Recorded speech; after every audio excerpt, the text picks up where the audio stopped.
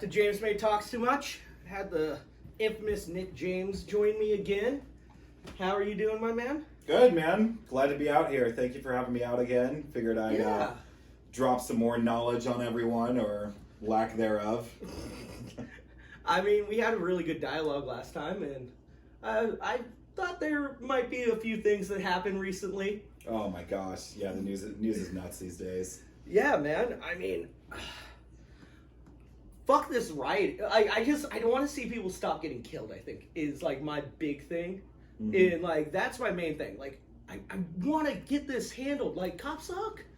Yeah. But I don't want to, people don't need to be dying anymore. I think that's where I'm at. Yeah, I mean, I think that in retrospect, it's interesting to look at what peaceful protests can accomplish and what rioting may accomplish. I think we're at a point now where, you know, there's blood in the streets and violence creates action. Yeah.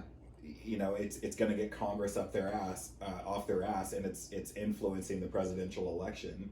I mean, that's the power of it right now. It definitely is. I mean, I saw a video or Don Lemon segment. That's what it's called.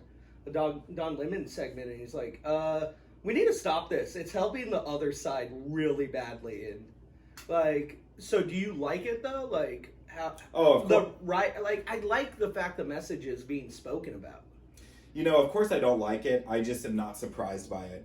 I'm not surprised by a reaction that is created by a lack of empathy from our country's leaders. You know, a lack of accountability and a lack of a clear stance on right versus wrong. You know, Donald Trump, you know, after Charlottesville, well, there was wrong on both sides. No, you should be vehemently against white supremacy. There's both sides to every story. I as a president, you need to take a side, and I think that's why that should have been an easy side to take. Yeah, that was a he waffled that one. That was an easy pitch. You know what I mean? And I think that. And then that started the whole trend of like, no matter what, he's racist now. Like he fucking fucked that one up. Yeah. There's definitely mistakes were made. But But you said something about it being like our leaders.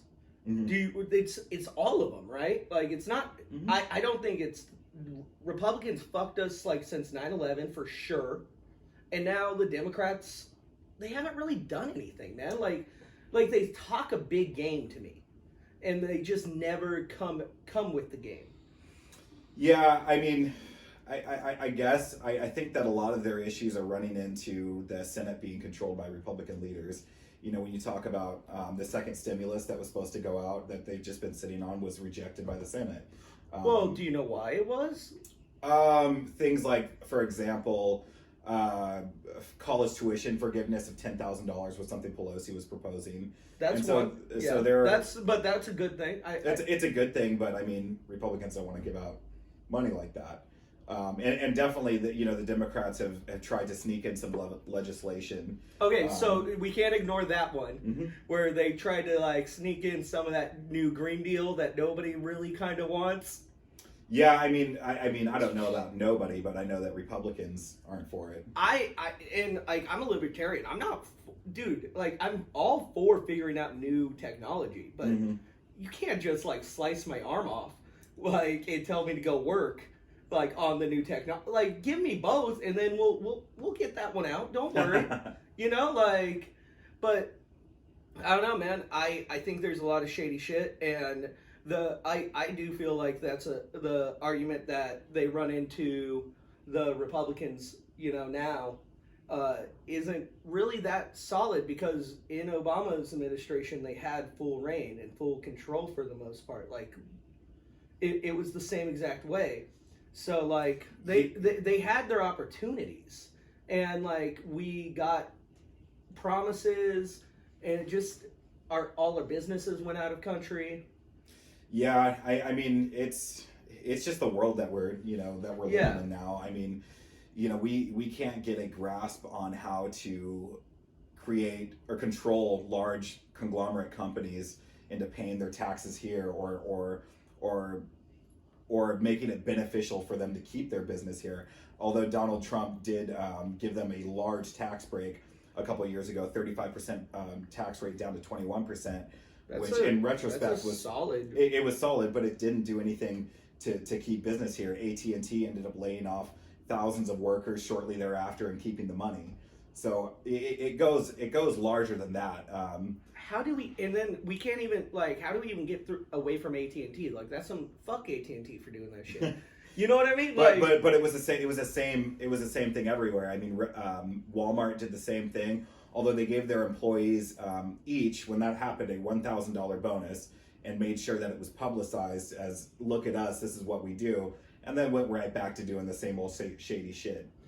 Dude, it's sickening when you see people just profiting off of real people's real feelings that people have. Mm-hmm. Stop putting up the fucking rainbow flag just for a month. If you're gonna do it, do it.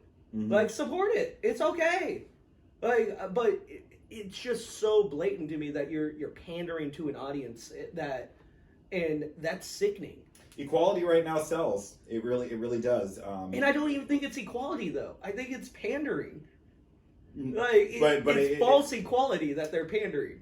I mean, I don't really think that any of these companies' intentions are actually absolutely from their heart. I think they are pandering towards leftist feelings, but also in a different view, we need to create an environment that promotes equality. We need to start with advertising. Generations are going to start seeing equality advertised, and it's going to change their frame of mind because previously we just didn't talk about it. So okay, you're talking about marketing a bit there. Marketing, right? Yeah. Okay, so I've seen commercials, and I was watching this video that pointed it out, and I was like, you know what? That is super weird. When commercials have a group of 5 people, and they're each a different race. Mm-hmm. How often does that actually you know what I'm saying? I'm not trying. Here's a funny thing: is that it just goes to show how important diversity is in the workforce and how there's such a lack of it. You see, KFC released this commercial where it was a piece of a fried chicken drumstick, right, with the silhouette of a black power fist, and everybody's like, "Yo, what the fuck," right? Well, and no, that's on brand for them. That's on brand. But I could just imagine how the PR went, how the conversation went. I don't understand why people are so upset. We ran it by Chad, we ran it by Brad, we ran it by Kyle, Aiden, and Braden. It's did you run it by Tyrone? You fucking didn't. One black guy there could have been dog, this is a bad idea. No. That's how you end up with those, black kids in shirts that say cutest little monkey in the playground. I think that was H&M who pulled that shit.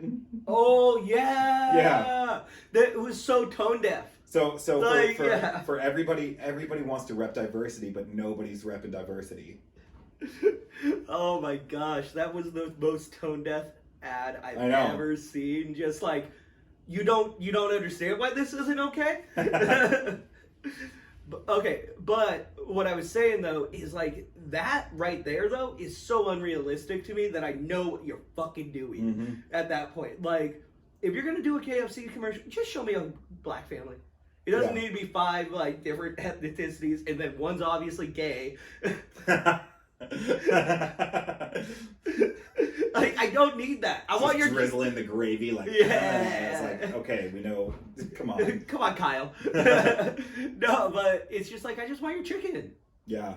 It's good chicken. That's it. Just show me a family happy. I don't care what race it is. It's a family. Mm-hmm. That's where I'm at. But I guess there's a lot of people that aren't like that. Last time we talked about it, that's on me and my privilege. I grew the military did it to me because I grew up around so many different races. I was talking to my mom about it after we talked, and it was just we're all there for freedom. Mm-hmm. We were all there, all our families were there to protect freedom, so we were good. Mm-hmm. And I have heard stories of racism in the military, but as far as my experience, there was none of that in my life. And I think that's cool about the military, personally. Yeah, I mean, Sorry. a lot of the people, a lot of the people who, identify with the right, a lot of those people who served, they have served with every race and creed and nationality. So I always still wonder where their viewpoints come from, in a sense of being like conservative. But still, I'll give them credit. I mean, they do have a background to at least be able to speak on it. I'll give it 75% of military conservatives are pretty decent people. Mm-hmm. Like, I'm not saying all conservatives, like, there's those backwoods alley fucking idiots out there, but military conservatives, for the most part, good solid people that you want to be your neighbor. But that's how I would put that. It also makes you ask the question is, at least when I was out at the protests in Coeur d'Alene, everybody came out in their military gear to make sure that no rioting or looting happened, which that's a good thing. But it's horseshit. They were there to intimidate the BLM protesters. They absolutely were. You felt like they were there to be like, hey. We were at Cracker Barrel. Nobody's gonna burn down a Cracker Barrel. Well, they burnt down a Wendy's, bro. Come on. Cracker Barrel's actually above Wendy's, so if you're burning down Wendy's, you can go to Cracker Barrel. That would be a step up, but... Honestly, I'd like to burn down Cracker Barrel, to be honest. That's not real Southern food. The one time I ate at Cracker Barrel, I left wanting to charge them with a hate crime for what they tried to do to my mouth. You're just like, dude, you appropriated my culture and you fucked it up. You could at least do it right. But going back to those military members, and some of them were military there. So you felt it was intimidation, though? It was intimidation, absolutely. Because how many times, do you see black voices get diluted with, well, what about this? Black Lives Matter. What about all lives? It's that same mentality. And we talked about that, and like I think the movement's great and like all that, but I don't want to. All right, it's the whole movement's over people dying.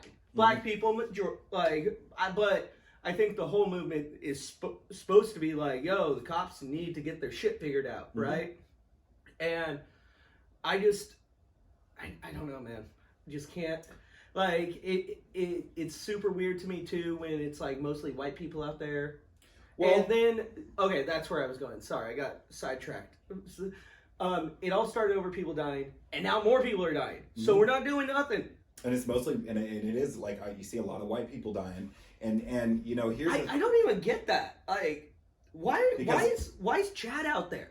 Because because police brutality affects everybody. No, that's okay. It affects Chad might be poor as shit. He being labeled an addict or what are you doing here because you look like a tweaker. I've seen it. I mean, I ask white people how many times have you been called white trash before?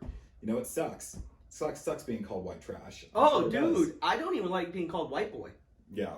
I don't like it, but I'm not gonna scream at somebody for calling me a white boy.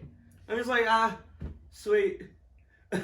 But that also shows like the superiority that's always been going on in culture for not even just in America, but human history.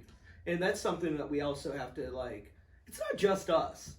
See, I love the fact that cops are shook right now because they've been pulling this shit for decades. They have. I love the fact that they're rethinking if they should be employed as a police officer. I love it because... I don't love that. I love the fact that we're rethinking. So go on. Here's the thing. Tell us why. Americans, we signed a social contract with being citizens of America. We give up certain liberties in order to feel safe and protected. And which we shouldn't do. But it's a social contract.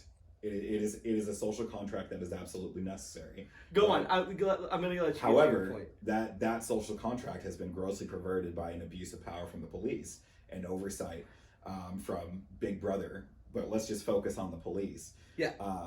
I love the fact that these people are rethinking whether they need to be a part of the police force because of their integrity or because they're risking their livelihood, because that's how minorities feel around the police. They don't feel safe, right? How do you like how it feels? It sucks. However, police are a necessary part of society. Yes. Right? Yep. But it's gonna need to burn down to fix itself. It's like a forest fire, man. I don't like so I personally don't like the whole thought of like burning it down. Like, I think it's damage. Like, I feel like it's easier to fix a building than to tear it down and then build it. Mm-hmm. So, like, that's where I'm at in the whole, like, thing of, like, we need to figure this out because, and I don't like the fact that there's cops not around. Actually, what happened the other day in Portland, they, like, went into Ted Wheeler, the mayor's, condo building, mm-hmm. and just started wreaking havoc. And all his neighbors, all this shit, like, they called the cops. Cops didn't show up. Yep.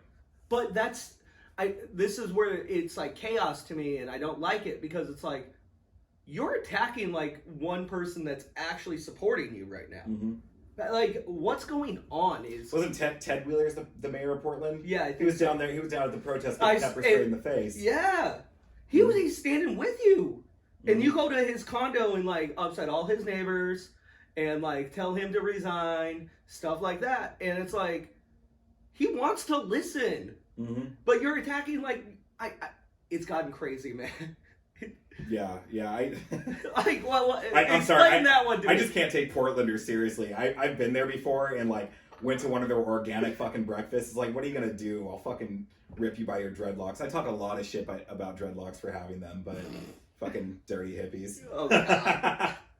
I had one bad breakfast there, and I'll never go back. So have you ever dealt with the police, like in a doing something wrong? I speak their language, so yeah. I speak their language. I don't fuck with them, and I've never had too many. I almost had a gun pulled on me one time. What was that for? Cops showed up to my house at 11 p.m. at night, which is ridiculous on a school night. Knocks on my door looking for somebody. I told him he wasn't there. I told him, he's like, "Can I come out? Do you want to come out and speak to me?" And I told him I need to put my firearm away. And he turned pale as a ghost and reached for his. And I was like, "Nope, be cool. Be cool." Okay. You knocked on my door at 11 p.m. at night, and my son's here. Like, what do you think's going to happen? What I will say, though... Well, you got lucky, man. This is what I'll say, and this is how I'll pretend. That can go bad real quick. I know how to speak to police, and I know how to sprinkle a little Caucasian on it when I get pulled over. Do you put your white voice on? I do. It's wider than this, America. Mm-hmm. Get a little nasally. But it makes you kind of think about what was going through Jacob Blake's mind, and